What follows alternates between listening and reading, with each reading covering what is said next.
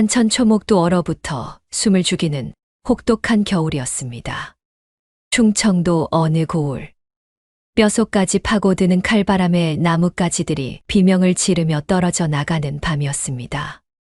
세상 모든 것이 얼어붙은 듯 고요했지만 이 고을 최참봉댁 머슴방에 웅크리고 있는 덕구의 귀에는 남들이 듣지 못하는 소리들이 천둥처럼 들려오고 있었습니다.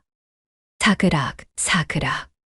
그것은 십리박 산등성이에 눈송이가 내려앉는 소리였습니다.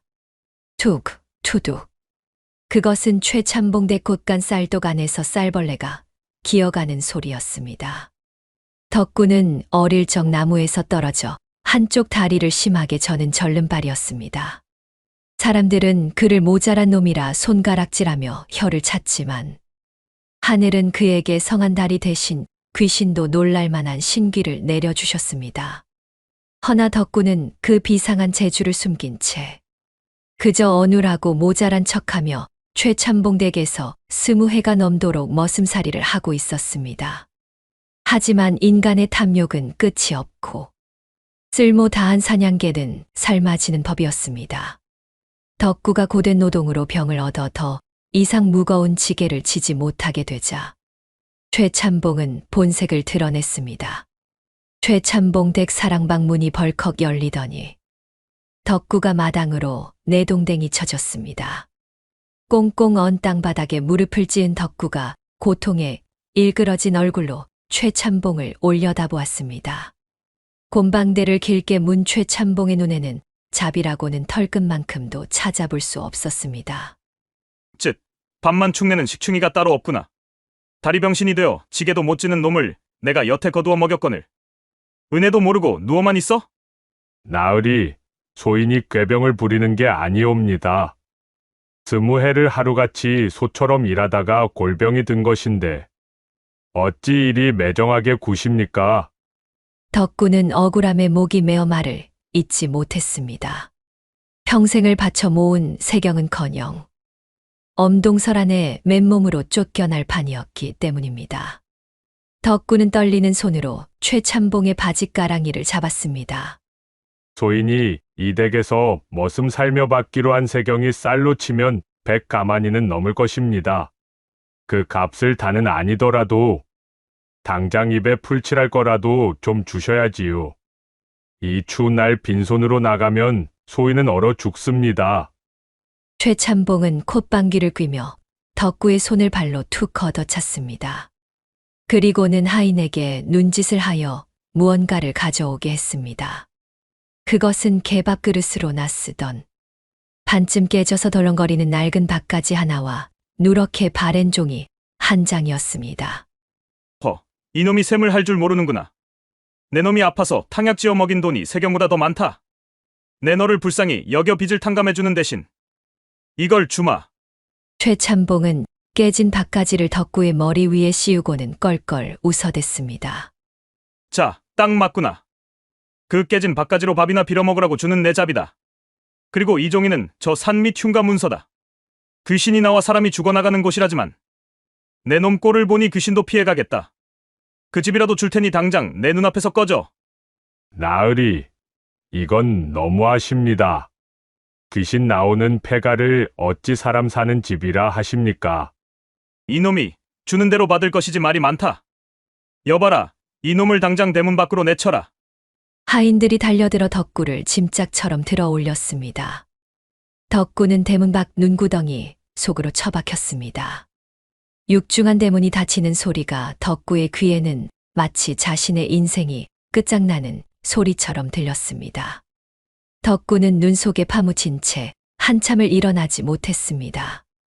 손에 쥐어진 것은 너덜너덜한 흉가 문서 한 장과 머리에서 굴러떨어진 깨진 밥가지뿐이었습니다.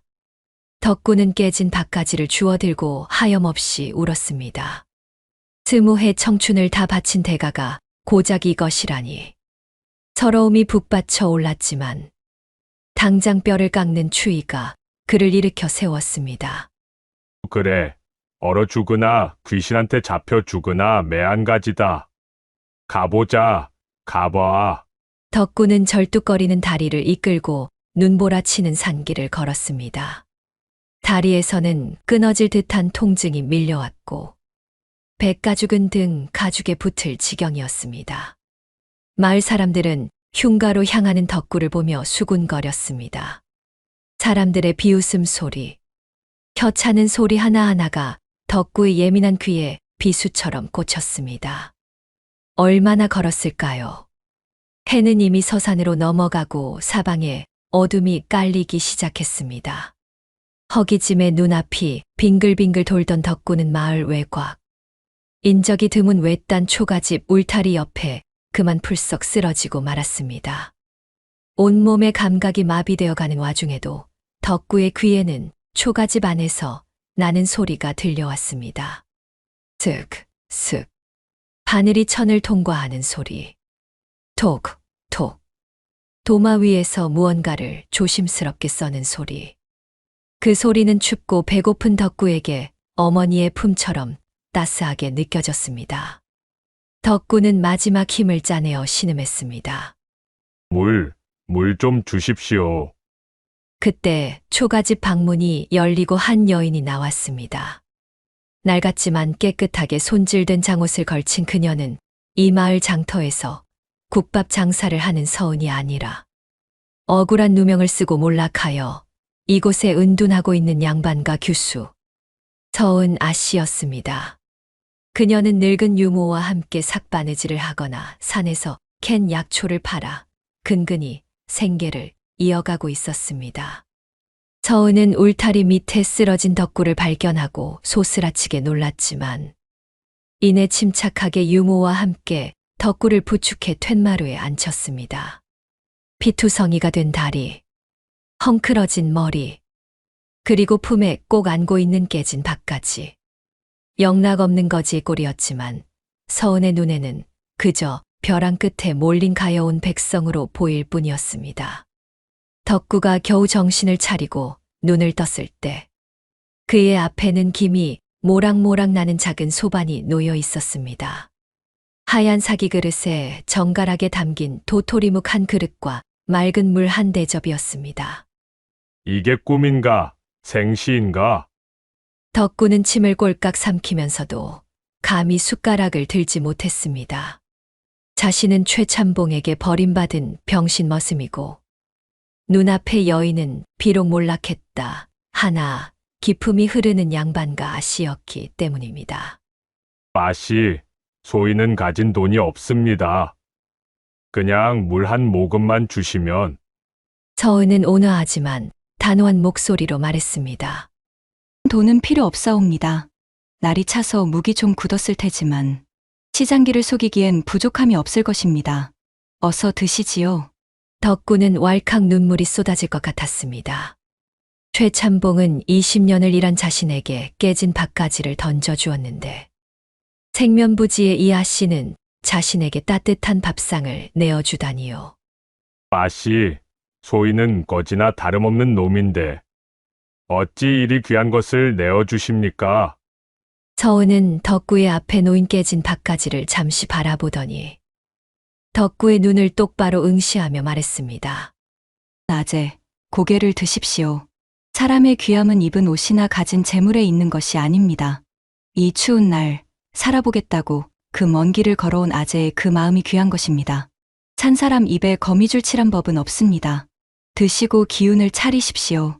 그녀의 말은 덕구의 얼어붙은 심장을 녹이는 봄바람 같았습니다. 덕구는 떨리는 손으로 숟가락을 들여다 멈칫했습니다. 이 귀한 음식을 지금 다 먹어버리면 당장 내일은 또 어찌한단 말인가. 그리고 이 은혜를 어찌 갚는단 말인가. 덕구는 묵 한 조각을 입에 넣고 오물거렸습니다. 쌉싸름하면서도 고소한 도토리묵의 맛이 입안 가득 퍼지자 서러움과 고마움이 뒤섞여 목구멍이 뜨거워졌습니다. 아씨, 참으로 맛이 좋습니다. 이 맛은 소인이 죽어서도 못 잊을 것입니다. 덕구는 묵을 반쯤 남겨 품속에 있던 낡은 배보자기에 조심스럽게 쌌습니다. 아니, 왜 다 드시지 않고 그러십니까? 아씨, 소인이 갈 곳이 있어 그렇습니다. 거기 가면 또 배가 고플 터인데 그때 아씨 생각하며 아껴 먹으려 합니다. 이 은혜는 소인이 반드시 갚겠습니다. 참으로 고맙습니다. 덕구는 절뚝거리는 다리로 일어나 서은에게 허리 굽혀 절을 했습니다. 서은은 안쓰러운 눈빛으로 덕구를 배웅했습니다. 낮에 부디 몸 조심하시게. 밤길이 험합니다.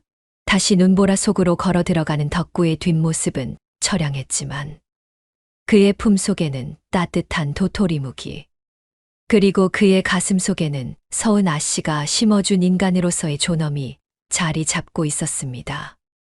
최참봉이 준 깨진 박가지는 수치심의 상징이었지만 서은이 준 도토리묵은 희망의 씨앗이었습니다. 덕구는 이제 최참봉이 준 흉가로 향했습니다. 마을 끝자락, 산빛 아래 위태롭게 서 있는 그 집.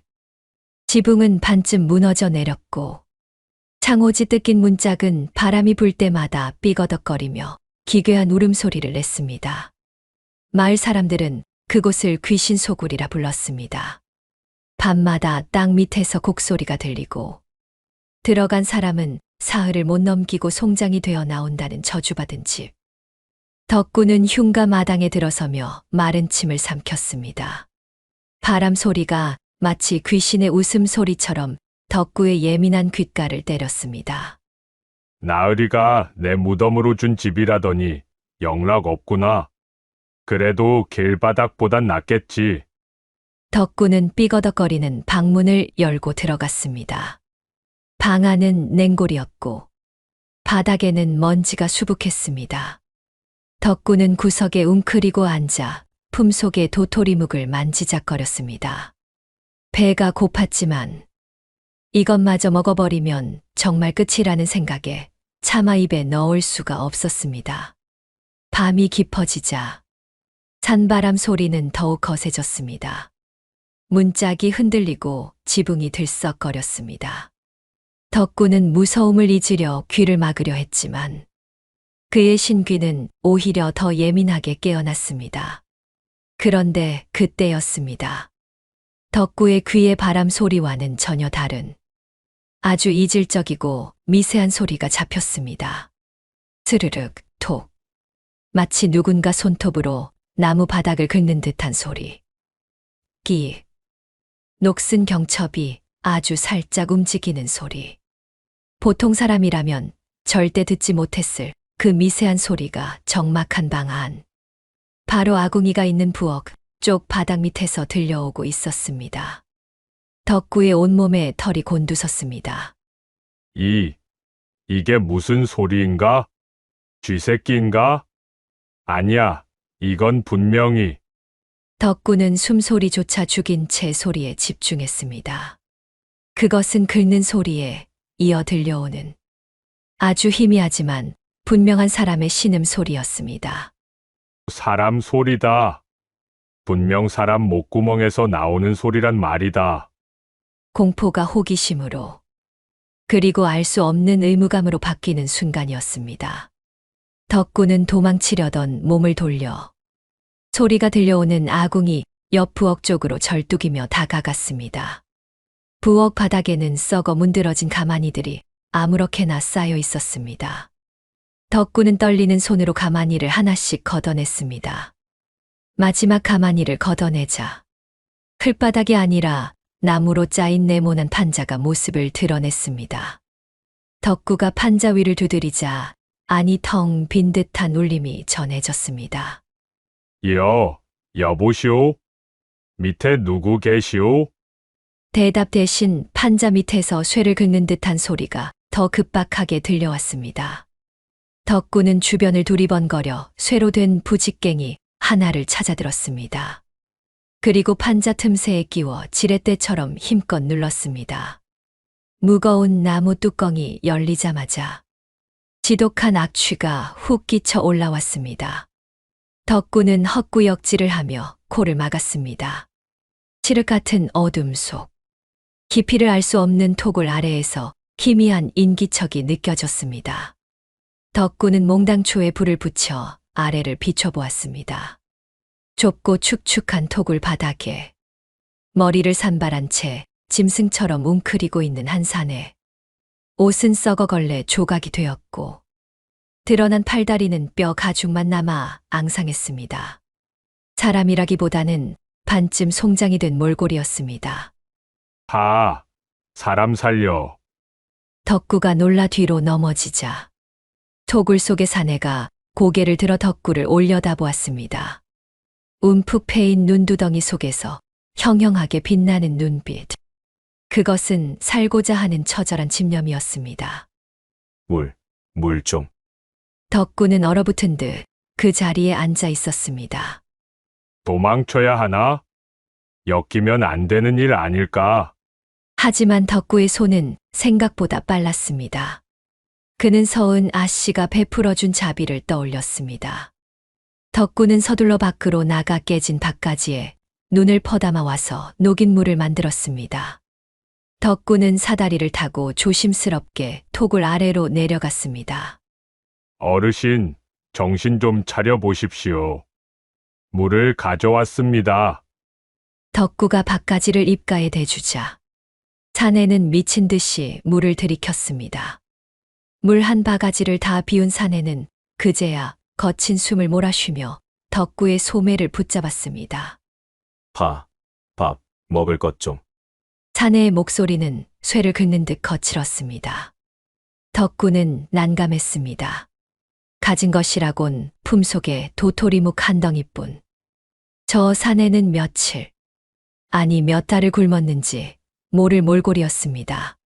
덕구는 품속에 손을 넣고 묵덩어리를 만지작거렸습니다.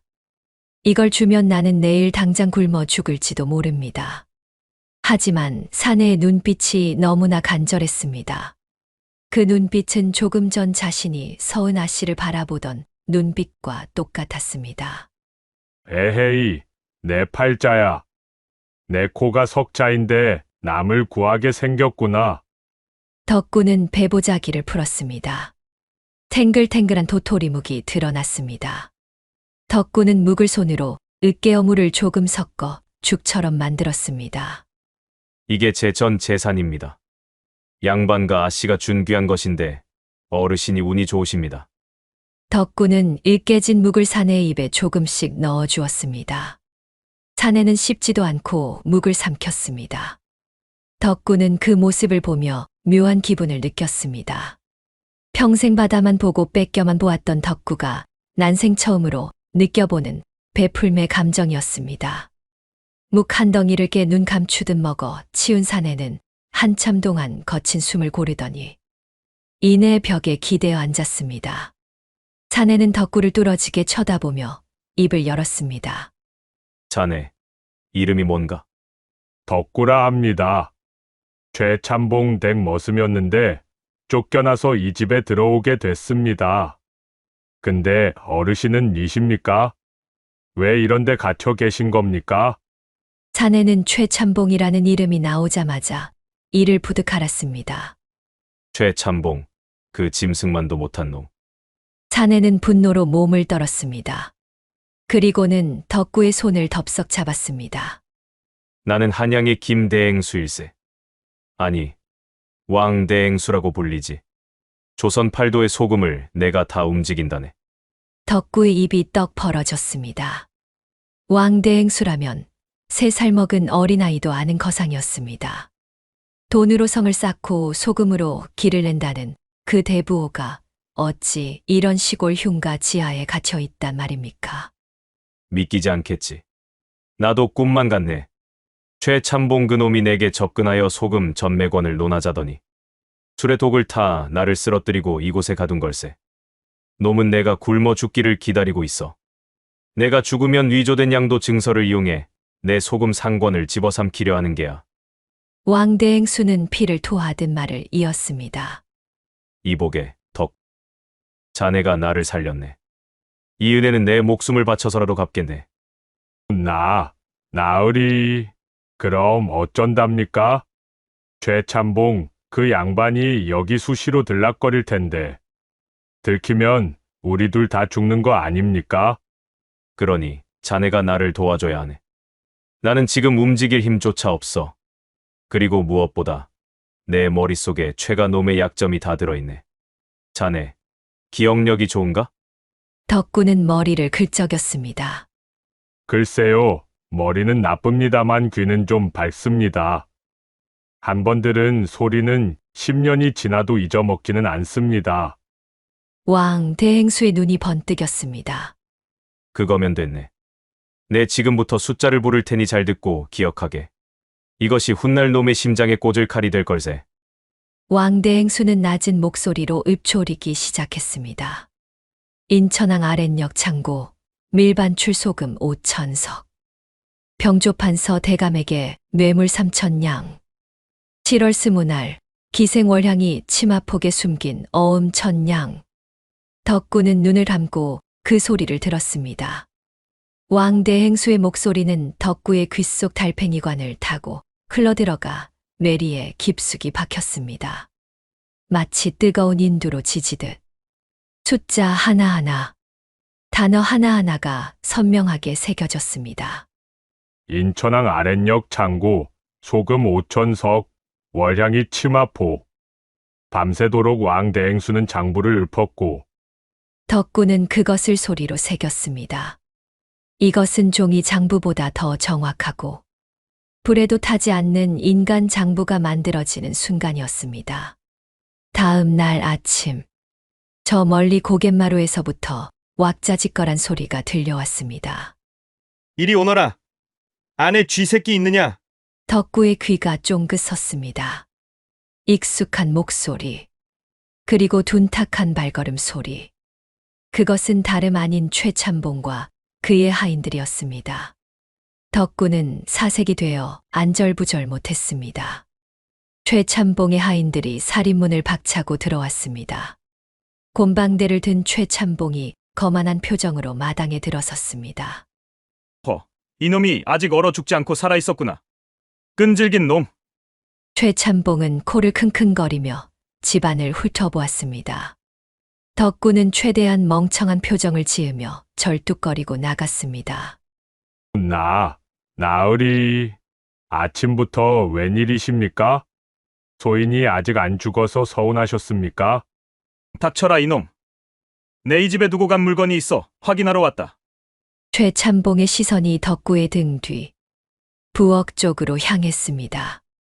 덕구는 죽기 살기로 앞을 막아섰습니다. 부엌엔 아무것도 없습니다. 쥐새끼만 드글드글합니다요. 이놈이 감히 양반의 앞길을 막아?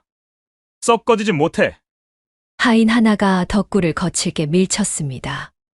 덕구는 힘없이 나동그라졌습니다. 최참봉은 부엌으로 들어가 아궁이 쪽을 훑어보았습니다. 가마니가 어지럽게 널려있는 바닥. 최참봉은 지팡이로 가마니를 쿡 찔러보았습니다. 툭. 나무 판자 위를 때리는 둔탁한 소리가 났습니다. 덕구는 숨이 멎을 것만 같았습니다. 그때 최참봉이 코를 막으며 인상을 찌푸렸습니다. 쯧쯧. 냄새가 진동을 하는구나. 내 놈은 똥오줌도 못 가렸냐? 부엌에다 똥을 싸질러 놨어? 토굴에서 올라온 악취를 덕구의 용변 냄새로 착각한 것이었습니다. 덕구는 속으로 쾌재를 부르며 바보처럼 헤헤 웃었습니다. 아이고, 송구합니다. 날이 추워서 밖에 못 나가고 그만. 더러운 놈. 짐승만도 못하구나. 최참봉은 침을 되뱉고는 부엌에서 나왔습니다. 하지만 그의 의심이 완전히 거두어진 것은 아니었습니다. 그는 덕구를 날카롭게 노려보며 덕구의 입가에 묻은 묵가루를 발견했습니다. 이게 뭐냐? 도토리묵 아니냐? 내 놈이 돈이 어디 있어서 이런 걸 처먹어? 혹시 내 집 곳간에서 훔쳐나온 게냐? 아닙니다. 이건 어제 지나가던 사람이 적선해 준 것입니다. 거짓말 마라. 바른 대로 말해라. 여봐라. 이 놈을 멍석에 말아라. 내 잃어버린 물건이 나올 때까지 뼛속까지 털어보자꾸나. 하인들이 덕구를 덮쳤습니다. 덕구는 비명도 지르지 못하고 바닥에 깔렸습니다. 하인들이 덕구의 성한 다리마저 짓밟기 시작했습니다. 불어라. 내 놈이 숨기고 있는 게 뭐냐? 그 지하에 누가 있느냐? 덕구의 눈이 뒤집힐 듯한 고통 속에서 서은 아씨가 다급하게 마당으로 뛰어들었습니다. 그녀의 손에는 의서와 함께 쑥을 태운 검은 물이 들려 있었습니다. 비켜라. 이 무지한 것들아. 서은은 하인들을 밀치고 덕구의 입에 쑥물을 쏟아부었습니다. 그리고는 덕구의 허벅지 안쪽 살을 잇는 힘껏 꼬집으며 덕구의 귀에 대고 작게 속삭였습니다. 미친 척 하십시오. 광증입니다. 그리고는 벌떡 일어나 최참봉을 향해 쩌렁쩌렁한 목소리로 외쳤습니다. 이 자는 지금 광증에 걸린 것이오. 보시오. 입에 거품을 물고 눈이 뒤집히지 않았습니까? 덕구는 서은의 뜻을 알아차렸습니다. 그는 쑥물을 머금어검은 거품을 만들어 내뱉으며 눈을 흰자위가 보이게 뒤집고 발작하듯 몸을 떨었습니다. 쥐 잡아먹었어. 나으리 뒤에 귀신이 춤춘다. 흐흐흐. 덕구의 기괴한 모습에 하인들이 기겁하며 뒤로 물러났습니다. 이 의서에 이르길 광증은 침과 순결로 옮는다 하였습니다. 건드리는 자는 사흘 안에 미쳐 날뛰다 죽는다 하였소. 대감께서 이 천한 역병을 대까지 가져가시려 합니까? 역병이라는 말에 최참봉의 얼굴이 사색이 되었습니다. 에이, 재수 온 붙었네. 더러운 놈, 쥐나 잡아먹고 살다가 내줘버려라. 여봐라, 철수해라. 당장 이곳을 뜬다. 병 올물라. 최참봉은 뒷걸음질 치며 서둘러 대문 밖으로 나갔습니다. 하지만 대문을 나서기 직전이었습니다. 최참봉은 곁에 있던 신복 이방을 불러 귀에 입을 대고 아주 은밀하게 속삭였습니다. 덕구와 서은이 듣지 못할 것이라 생각한 아주 작은 목소리였습니다. 이방, 이대로 물러날 순 없다. 내 불안해서 견딜 수가 있어야 하지. 오늘 밤자시에 이번에 찍어낸 연전 5,000냥은 내 안방 마루 및 비밀굴에 옮겨둬. 장독대는 너무 눈에 띄어. 안방 마루를 뜯으면 항아리가 보일 게다. 쥐새끼도 모르게 소리 안 나게 조심하고. 알겠느냐? 이방은 고개를 끄덕이며 최참봉을 따라 나섰습니다. 흉가의 마당에는 다시 정적만이 감돌았습니다. 서은은 덕구의 상처를 살피느라 정신이 없었지만 덕구는 몸을 일으켜 앉았습니다. 부러진 다리의 고통도 잊은 듯 했습니다. 아씨, 들었습니다. 무엇을 말입니까? 놈들이 무슨 욕이라도 하고 갔습니까? 저놈이 제 목을 칠 칼자루를 제 손으로 쥐어주고 갔습니다. 제가 똑똑히 들었습니다. 덕구는 최참봉이 속삭였던 그 목소리 톤을 흉내 내며 중얼거렸습니다. 연전 5,000냐. 안방 마루 및 비밀굴. 서은의 눈이 휘둥그레졌습니다. 납을 섞은 가짜 돈 말씀입니까? 그것을 안방 마루 밑에 숨겼다고요? 덕구는 고개를 끄덕였습니다. 제 귀가 잘못 들을 리 없습니다. 놈은 저를 미친 게 취급하며 방심했지만 그 오만함이 놈의 명주를 끊을 것입니다. 이 소리는 제 귀 속에 쇳물처럼 녹아버렸습니다. 죽어도 잊지 못할 것입니다. 깨진 박가지처럼 버림받았던 덕구. 하지만 그의 천한 귀는 탐욕스러운 양반이 가장 은밀하게 감추려 했던 더러운 진실을 포착해냈습니다. 이제 반격의 시간이 다가오고 있었습니다. 거짓은 혀로 꾸미지만 진실은 소리로 남아 그들을 심판할 준비를 마쳤습니다. 최참봉과 왈패들이 물러간 뒤 흉가의 마당에는 폭풍 전의 고요함만이 감돌았습니다. 덕구는 부러진 다리의 고통도 잊은 듯 비장한 눈빛으로 부엌으로 기어갔습니다. 서은 아씨가 그 뒤를 따랐고 지하 토굴에 있던 왕대행수도 덕구의 부축을 받아 힘겹게 위로 올라왔습니다. 덕구야, 내 귀가 정녕 그 소리를 들었느냐? 안방마루 밑이라고 했느냐? 예, 나으리 놈의 목소리 톤이며 숨소리까지 도시 하나 안 틀리고 제 귀에 박혔습니다. 연전 5,000냥, 그게 놈의 목숨 줄인 게 분명합니다. 왕대행수의 눈에 이체가 돌았습니다. 하늘이 우리를 돕는구나. 자, 이제 우리가 반격할 차례다. 하지만 전쟁을 하려면 군자금이 필요한 법.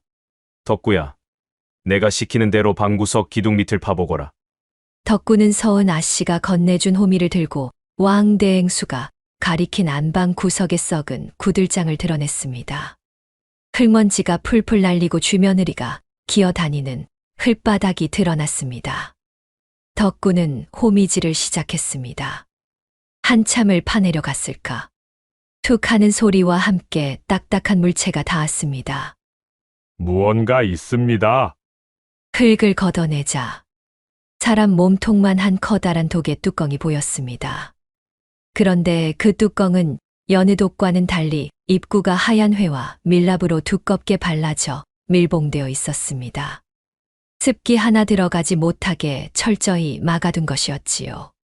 이것은 밀랍으로 봉한 것이군요. 안에 무엇이 들었기에 이리 귀하게 보관하셨습니까? 왕대행수가 회한 섞인 미소를 지었습니다.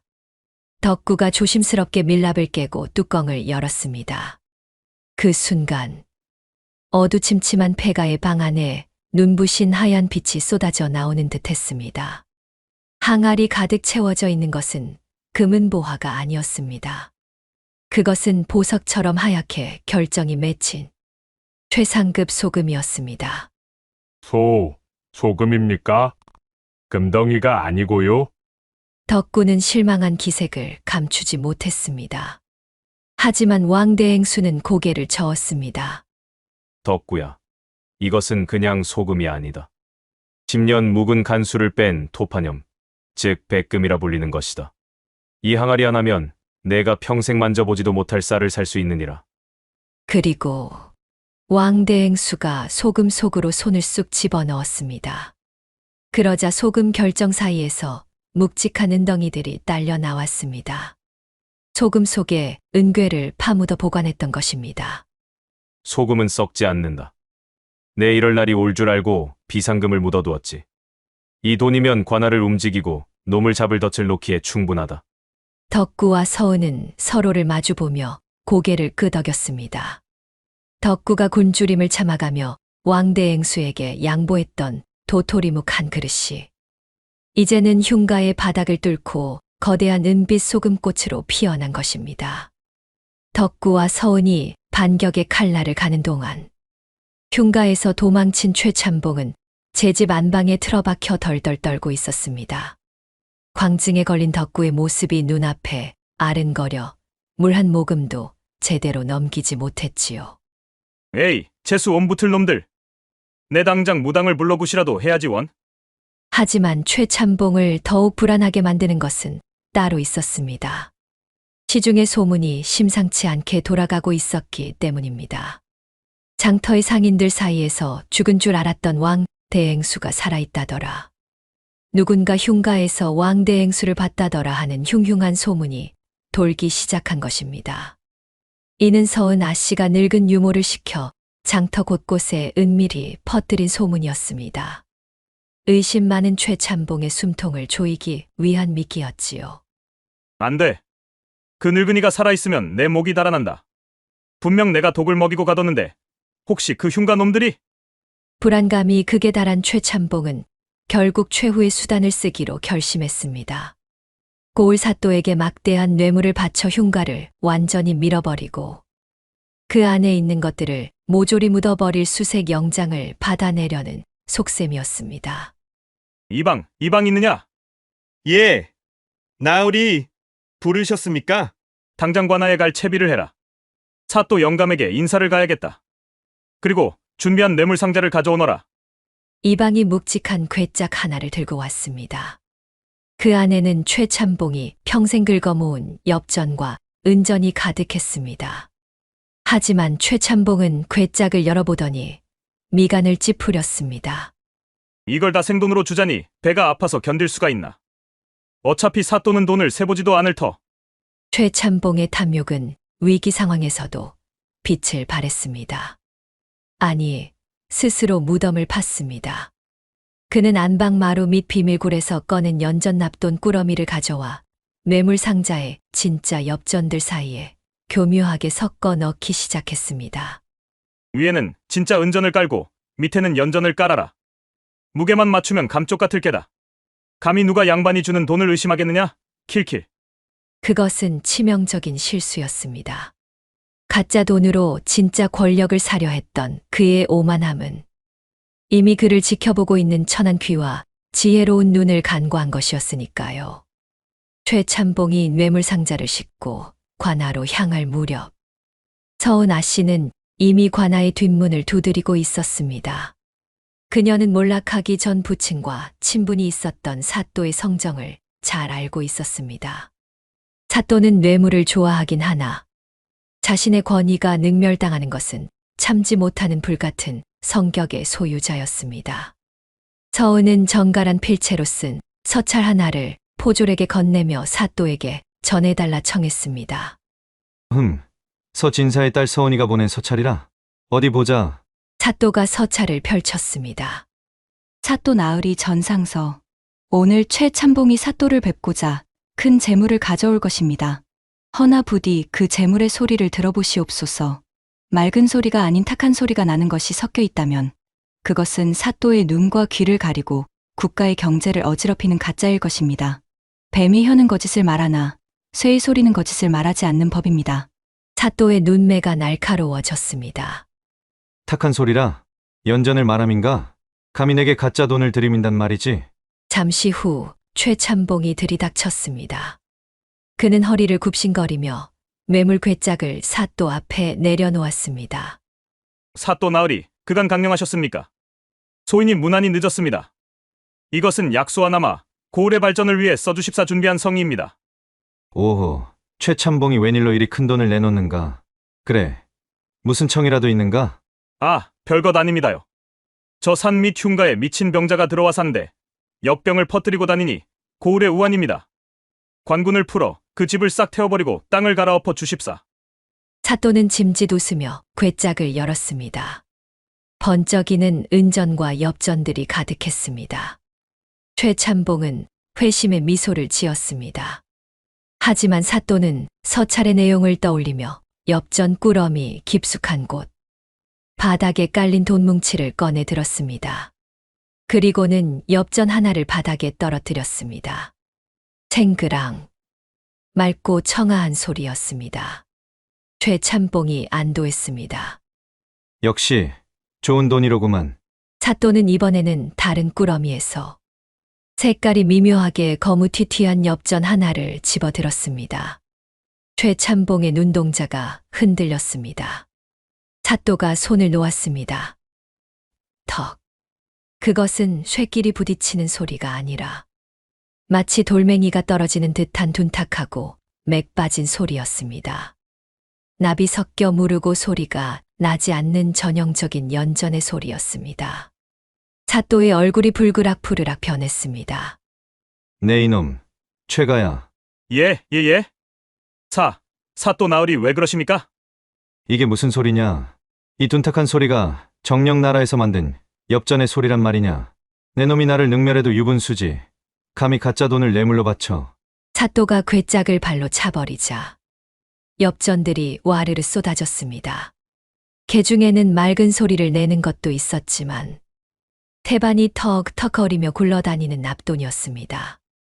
아닙니다. 억울합니다. 소인은 모르는 일입니다. 이건 누군가의 모함입니다. 제 돈은 다 진짜입니다요. 최참봉은 바닥에 머리를 찌우며 발뺌했습니다. 증거가 명백함에도 잡아떼는 꼴이 가관이었습니다. 모함이라. 좋다. 내 놈이 그리 억울하다면 내 공명정대하게 재판을 열어주마. 여봐라. 당장 저놈을 하옥하고 이 일을 고변한 증인들을 대령하라. 다음 날 아침 관아 마당에는 구경 나온 백성들로 인산인해를 이루었습니다. 최참봉이 위조 엽전을 쓰다 걸렸다는 소문이 삽시간에 퍼졌기 때문입니다. 형틀에 묶인 최참봉은 여전히 고래고래 소리를 지르고 있었습니다. 나는 죄가 없다. 어떤 놈이 내 돈에 가짜를 섞어 나를 음해한 것이다. 증거를 대라. 내가 만들었다는 증거가 어디 있느냐? 그때 군중을 헤치고 세 사람이 걸어 들어왔습니다. 비단옷을 차려입은 왕대행수, 정갈한 장옷을 입은 서은아 씨, 그리고 깨끗한 무명옷을 입고 절뚝거리며 걷는 덕구였습니다. 왕대행수를 본 최참봉의 눈이 튀어나올 듯 커졌습니다. 헉, 귀신.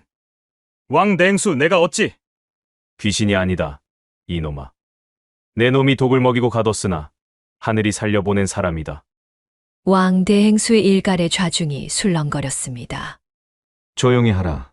왕대행수, 그대는 최참봉이 연전을 만들었다는 것을 증명할 수 있는가?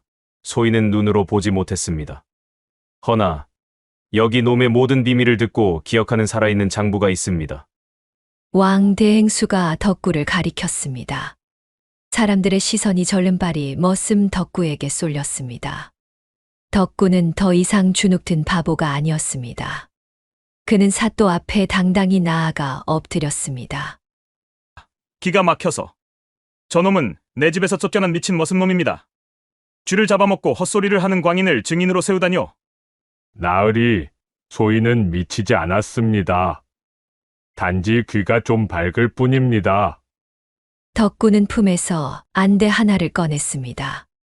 사또 나으리, 놈은 자신이 뇌물 괴짝에 가짜를 섞은 줄 몰랐다고 오리발을 내밀고 있지요. 소인이 지금부터 놈의 거짓말을 소리로 밝혀보겠습니다.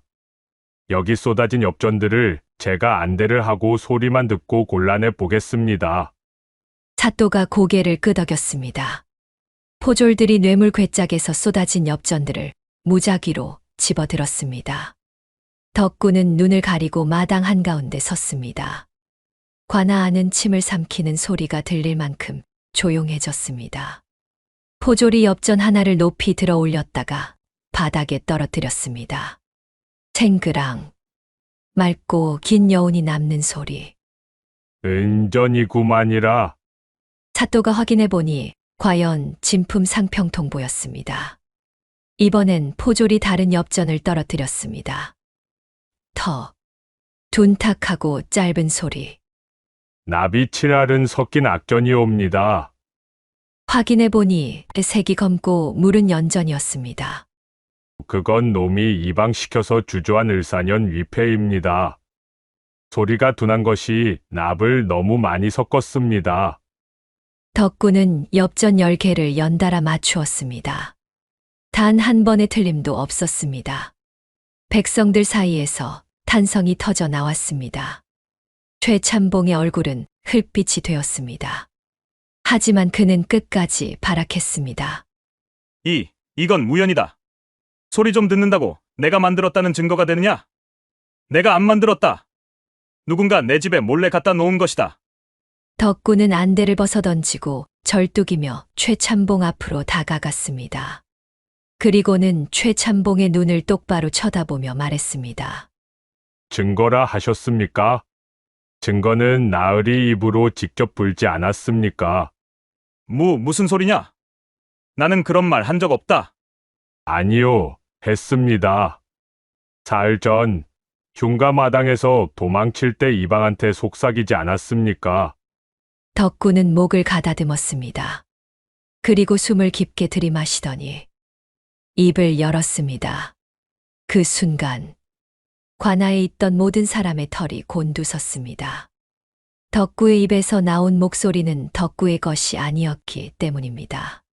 그것은 탐욕스럽고 비열하며 의심에 가득 찬 최참봉의 목소리 그 자체였습니다. 이방, 이대로 물러날 순 없다. 연전 5,000냥은 안방 마루 및 비밀굴에 옮겨라. 장독대는 너무 눈에 띄어. 안방 마루를 뜯으면 항아리가 보일 게다.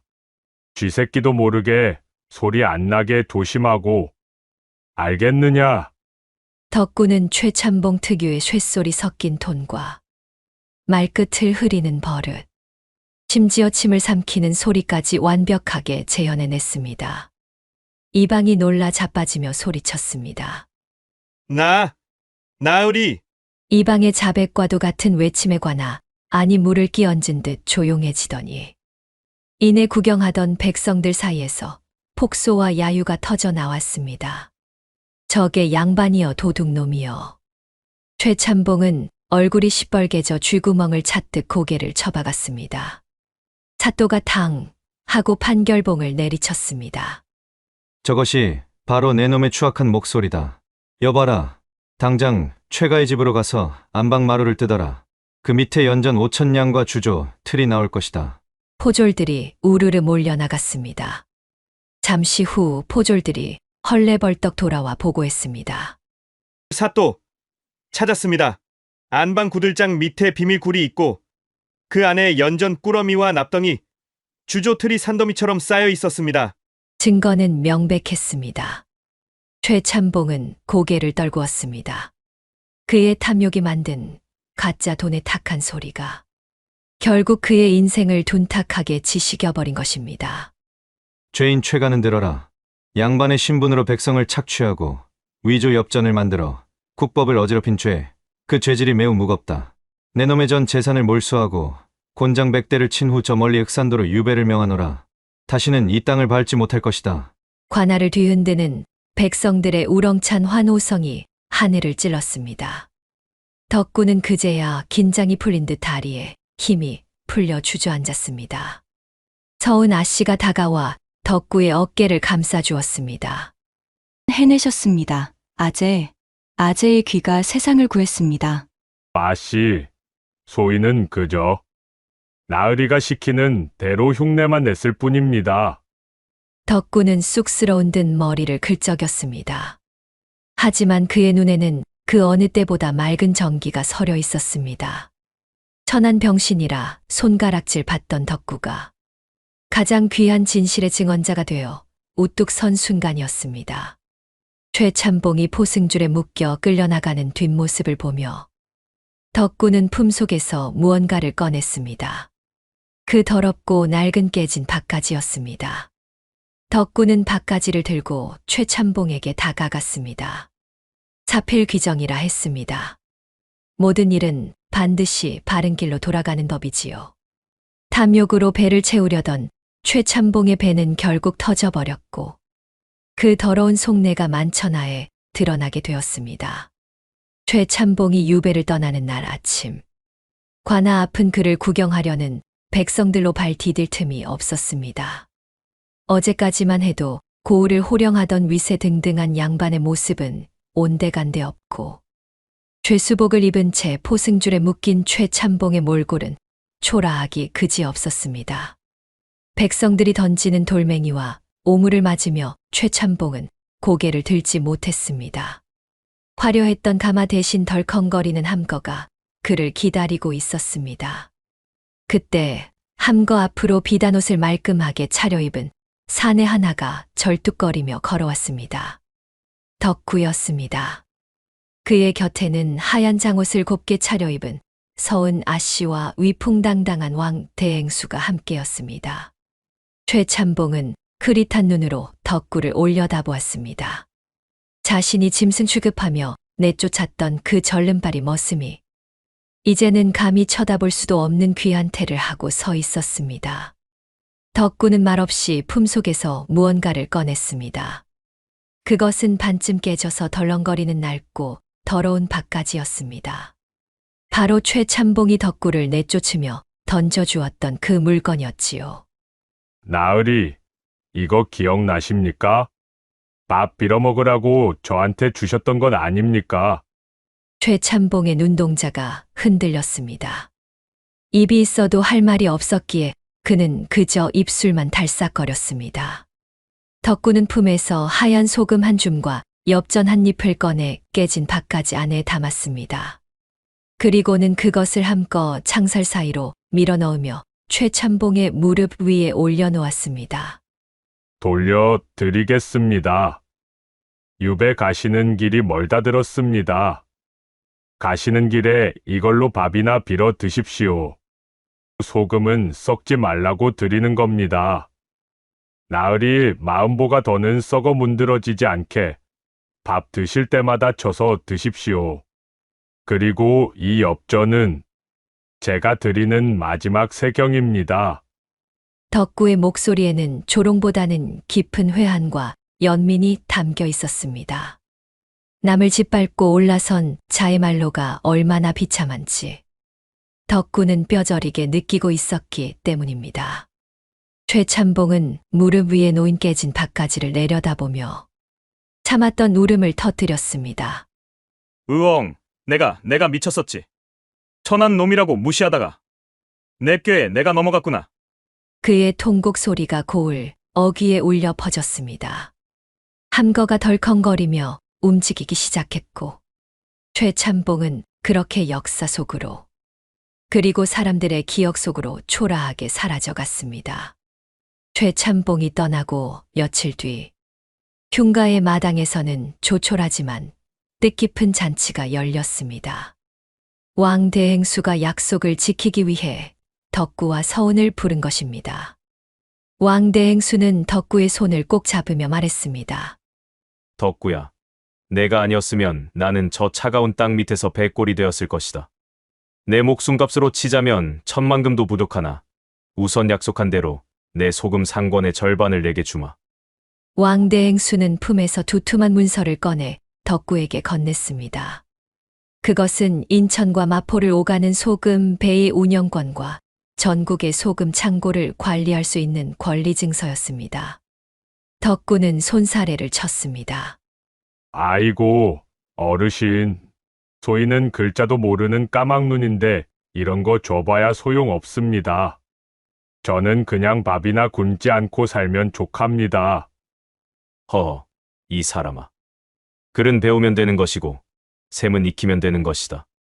너는 천하의 최참봉도 잡은 귀를 가지지 않았느냐? 너라면 내 뒤를 이어 조선 최고의 거상이 될 수 있을 것이다. 받아라. 이건 명령이다. 덕구는 어쩔 줄 몰라 하며 서은 아씨를 쳐다보았습니다. 서은은 빙그레 웃으며 고개를 끄덕였습니다. 아재, 받으십시오. 아재가 흘린 땀과 눈물에 대한 정당한 대가입니다. 그리고 그 힘으로 더 많은 사람을 살리시면 되지 않겠습니까? 덕구는 떨리는 손으로 문서를 받아들었습니다. 종이 한 장의 무게가 천근만근처럼 느껴졌습니다. 하지만 그것은 더 이상 흉가 문서처럼 그를 짓누르는 절망의 무게가 아니라 새로운 세상을 열어줄 희망의 무게였습니다. 덕구는 거상이 되자마자 가장 먼저 한 일이 있었습니다. 그는 왕대행수의 막강한 재력과 인맥을 빌려 한양 형조에 재심을 청구했습니다. 바로 서은 아씨의 집안에 씌워진 억울한 영모 누명을 벗기기 위해서였습니다. 덕구의 인간 장부 능력은 여기서도 빛을 발했습니다. 그는 과거 서은의 부친을 모함했던 자들이 주막에서 떠들던 이야기, 뇌물을 주고받던 상황의 소리들을 기억해 내어 결정적인 단서를 제공했습니다. 마침내 조정에서 서은 아씨 가문의 무죄가 밝혀지고 몰수되었던 가산과 직첩이 모두 반환되었습니다. 서은은 다시 양반과 교수의 신분을 되찾게 되었습니다. 고래 등 같은 기와집으로 돌아오던 날, 서은은 대문 앞에서 눈물을 흘렸습니다. 그리고 그 곁에는 비단 옷을 입었지만 여전히 다리를 저는 덕구가 서 있었습니다. 대행수님, 저는 다시 규방에 갇혀 바느질이나 하며 살고 싶지 않습니다. 저를 대행수님의 지혜가 되게 해주실 수 있겠습니까? 대행수님의 귀가 되어드리고 대행수님은 저희 다리가 되어주시면 우리가 못할 일이 무엇이겠습니까? 덕구의 얼굴이 붉어졌습니다. 아씨가 제 곁에 있어 주신단 말씀입니까? 저 같은 절름발이 곁에요. 절름발이면 어떻습니까? 세상의 진실을 듣는 가장 귀한 귀를 가지셨는데요. 그렇게 덕구와 서은은 신분을 초월한 동반자가 되었습니다. 세월이 흘러 덕구는 조선 팔도에 모르는 사람이 없는 소금 거상이 되었습니다. 사람들은 그를 은빛 덕구라 불렀습니다. 그의 소금은 절대 섞이지 않은 순수한 정품이었고 그의 상단은 가난한 이들에게 쌀과 소금을 아낌없이 나누어 주는 것으로 유명했습니다. 어느 눈 내리는 겨울밤, 으리으리한 기와집 대청마루의 덕구와 서은이 나란히 앉아 차를 마시고 있었습니다. 덕구는 찻잔을 내려놓고 지그시 눈을 감았습니다. 사그락, 사그락. 마당에 눈이 쌓이는 소리가 들려왔습니다. 아씨, 눈 오는 소리가 참 좋습니다. 예전엔 이 소리가 춥고 무서웠는데, 이제는 소미불 덮는 소리처럼 포근합니다. 서은이 미소 지으며 덕구의 찻잔에 따뜻한 차를 따라 주었습니다. 마음이 따뜻해지셔서 그럴 겁니다. 이제 세상의 아픈 소리는 그만 들으시고 이렇게 고운 소리만 듣고 사십시오. 덕구는 밤하늘을 올려다보았습니다. 20년 머슴살이 끝에 쫓겨나던 그날의 차가운 눈보라는 이제 온데간데 없고 세상은 온통 은빛으로 평화롭게 빛나고 있었습니다. 가장 천한 곳에서 가장 귀한 소리를 들었던 사내, 그리고 그 사내를 알아본 지혜로운 여인. 훗날 사람들은 두 사람의 이야기를 깨진 박가지에 담긴 소금처럼 세월이 흘러도 변치 않고 썩지 않는 전설이라 칭송했습니다. 거짓은 혀로 꾸미지만